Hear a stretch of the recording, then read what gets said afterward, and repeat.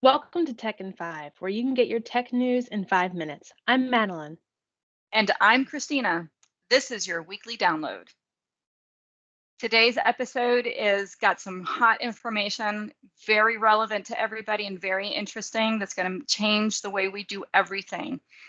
In mid-2020, the FCC approved a new Wi-Fi technology called 6E. It's called the superhighway of Wi-Fi communication. So if 5G worked at this amount of space, 6E is working at 4 times the space. So we are quadrupling the Wi-Fi capacity in a 6E environment. What that means for us is a lot of great things, especially in the robotic age. We're running a lot of different computers and processes simultaneously, and we don't want to have lag time. 6E is going to make that really possible for manufacturing, for people who are doing, again, maybe drone operators and whatnot. But in terms of us at home, your daily consumer, how fast do you connect to your Wi-Fi? It's going to make your printer and your computer and your cell phone and all of these things communicate to your router much more efficiently without any type of lag, and you're probably not going to drop any devices that you have at home. Big news on the forefront. On January 14th, Samsung is revealing, or has already revealed, depending when this comes out, that it is releasing the first consumer devices that are 6E ready. They're going to be capable. It's coming out in the new version of Note and cell phones. Plus, Samsung is releasing its first 5G capable tablet. All exciting news. I'm an Android user and can't wait to upgrade to the next version on Samsung. But this also has some great implications in terms of our business users. And Madeline, take it away with the Power It platform. Sure, and definitely want to be picking up one of the new Samsungs when they come out, that's for sure. Absolutely. Well, here's some news that's actually a little bit from 2020, and it's actually coming to light a little bit more. So if you know anything about the Power Platform, it is the business applications tool that Microsoft uses. They've renamed part of the common data service that's used for Teams to be called Dataverse. It actually was Project Oakdale at one point, and now it was DataFlex thought. Now it's just called the Dataverse for Teams. And what that means is it's a better spot for you to actually manage all of that data so that you can build applications within Teams.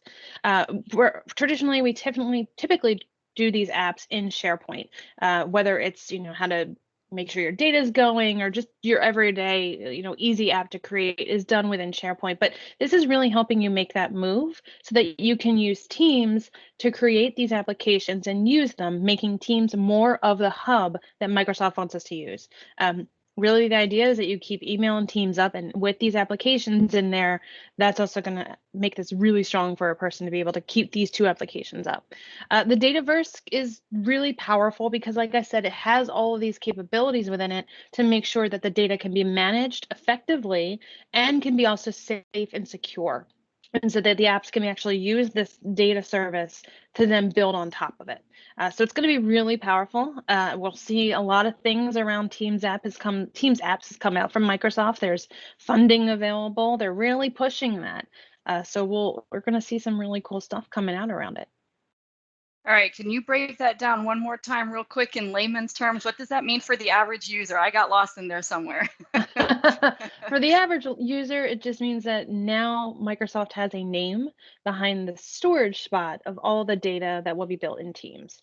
So it's a cool name. I mean, it sounds like it should be something out of a superhero universe, the Dataverse. So we'll see lots of apps, I guess, living in different versions of Teams. Does this live on the Azure infrastructure? Of course, everything lives in Microsoft Azure, and so it's going to be one spot for everybody to keep everything together. And Azure is so powerful, so having another level of that Azure is unstoppable. Yeah, pretty much. I've been reading a lot about some of the great techniques or tools that have been developed, such as Kubernetes and packets to store data to make it more efficient to access, historic. And so this sounds like the next era in development of technology, enabling us to do things faster and more simultaneously. Interesting stuff that's happening. And 2021 looks to be a year of transformation and accelerated growth in the tech space. Let's Oh, for keep our sure. ears and eyes open for the next phases. It's going to be some great episodes coming up as more information comes out, For which sure. you don't want to forget to like and subscribe so you can follow all of our newest episodes of Techin5. Absolutely. It's been a pleasure hanging out with you today. See you next All time. right. See ya. Bye. Bye. That's cool. We're into the Dataverse.